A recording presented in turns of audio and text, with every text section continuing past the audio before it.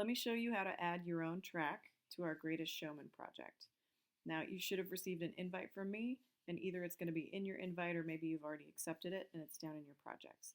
But we're going to enter by saying accept or studio, whichever shows up over there.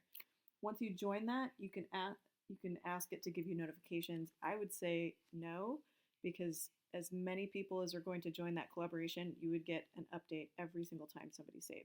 So say not now. And we are entering into that project. You're going to see, here's the title up here. Hi, Ms. Billen. Would you like to join my project? Yes, let's get started. You can watch tutorials, but you're also watching me give you a tutorial right now. Just to orient yourself, when you open this up, you have different tracks on the side over here.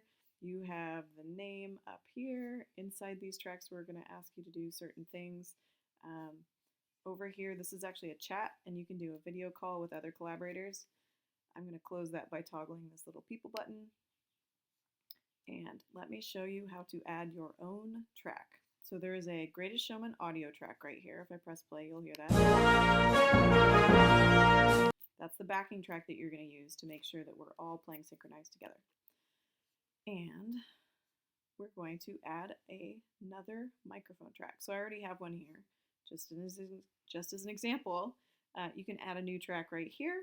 You also see that you can add a new track right here. There's a whole bunch of grayed out options right here. Just ignore those for a while. You're just going to add microphone tracks. So I'll just click on here, and it's going to give you some options.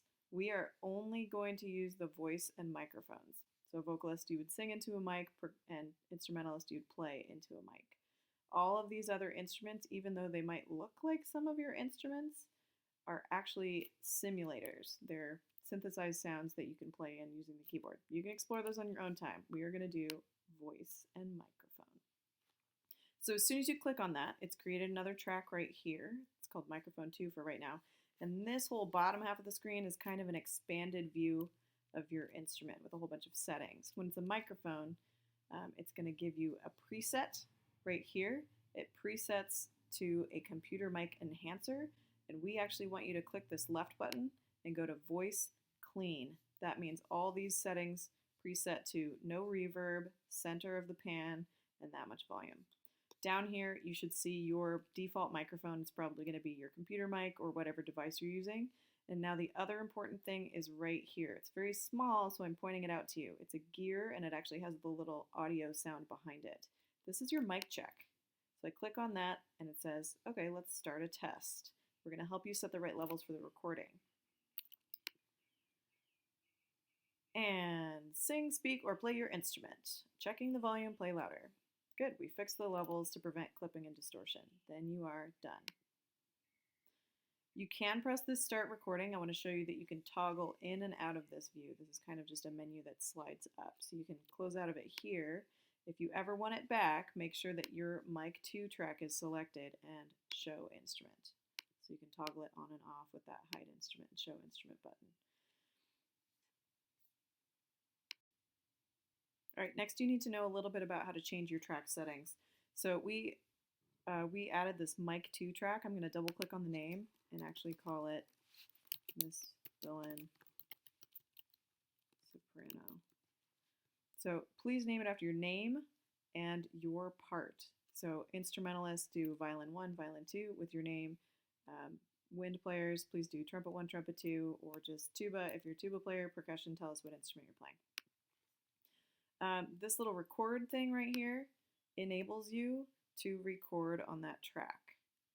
And it's going to ask you if you're using headphones. Headphones are absolutely required for this. You need to monitor by hearing inside of your headphone what you're playing along with. I have headphones plugged in, so I'm going to say that. And now you're going to hear my voice echo a little bit. So just to prevent that echo, I might actually turn some of this volume a little bit down. I'll just turn the track volume down.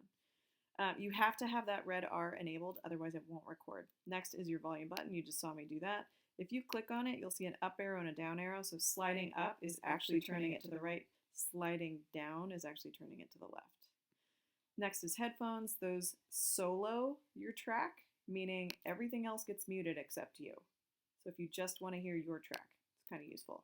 Or there's this audio on and off, so you can mute just your track. And you could go through and mute all the tracks.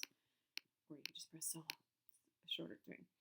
This is an automation button. That's how you increase volume at certain places in your recording. Don't worry about that. And then this is a menu button. Here's another place to rename, and then you have some other things in there. Export this track will be important later.